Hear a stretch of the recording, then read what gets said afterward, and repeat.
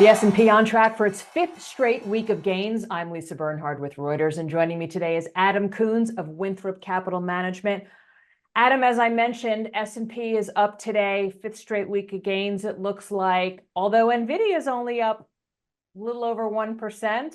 Yesterday, of course, Nvidia gave the markets a big boost, but it didn't. Nvidia was up about 10% and everything was down because we had some inflation numbers that investors weren't so happy with. So tell me, what is driving this market? Is it fundamentals or is it what investors think the Fed is going to do?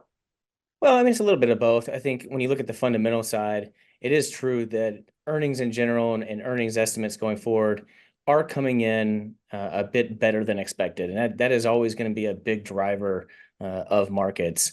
Additionally to that, there's a little bit of this momentum FOMO trade that we talk about sometimes is kicking in as well as we head into the summertime where people that maybe are looking at the portfolios and have maybe missed Nvidia, for example, are looking for the opportunity to get back in and they've got exhaustion of being out of it, right?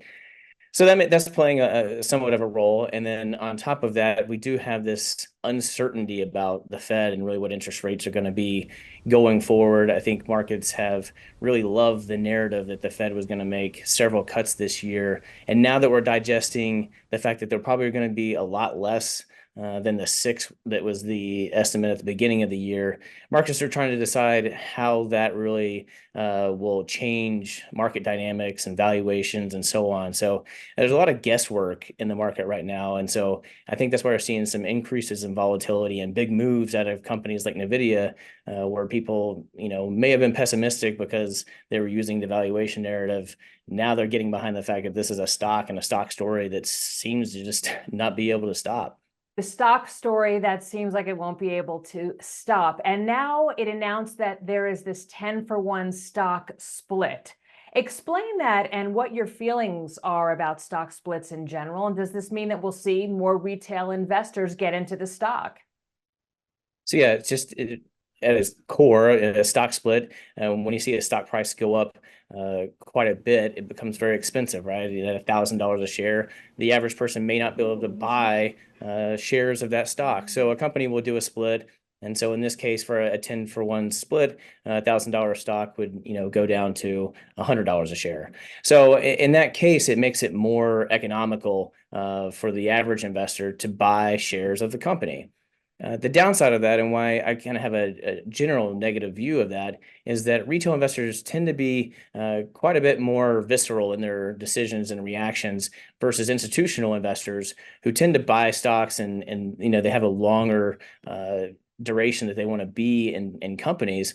And so you'll see lower volatility and more of an investment fundamental story versus retail investors that, are just maybe looking for that quick pop. So generally speaking, I tend to have a negative outlook on a company stock for in this instance that is going to cut the price so that more of those retail investors can get in, because I just think it's going to add to the volatility of the stock for a stock that's already a high volatility stock. You mentioned earnings, and we're seeing a pretty solid earnings season. And for the companies that are showing margin expansion, though, is that necessarily always a good thing? Yeah, you've got to look at kind of the story in particular this quarter and really for 2024 as a whole, because we are seeing, earnings growth for the S&P 500 coming in, 13 to 15%, which sounds fantastic. But then when you look, okay, what's driving that? You would think it would mean that sales would be somewhat close to that 13%, but it's not. Year over year, we're looking to be flat. And so that means that these increased earnings are coming from, like you said, margin expansion. And in the part of the cycle that we're in right now, that's coming from cost cutting. And in a large part, that comes from cutting jobs. And some of it can be passing along prices to vendors or consumers. But the big weight on the economy will be cutting jobs. And the first marker, if you look at the jobs data that's coming out, you'll see the fact that there's an increase in part-time workers and a decrease in full-time workers. That's obviously the first step you'll see companies make because it's less expensive. But what we're going to see in the next part of this cycle is then you'll see outright job cuts. And so that would obviously be a negative for the overall economy.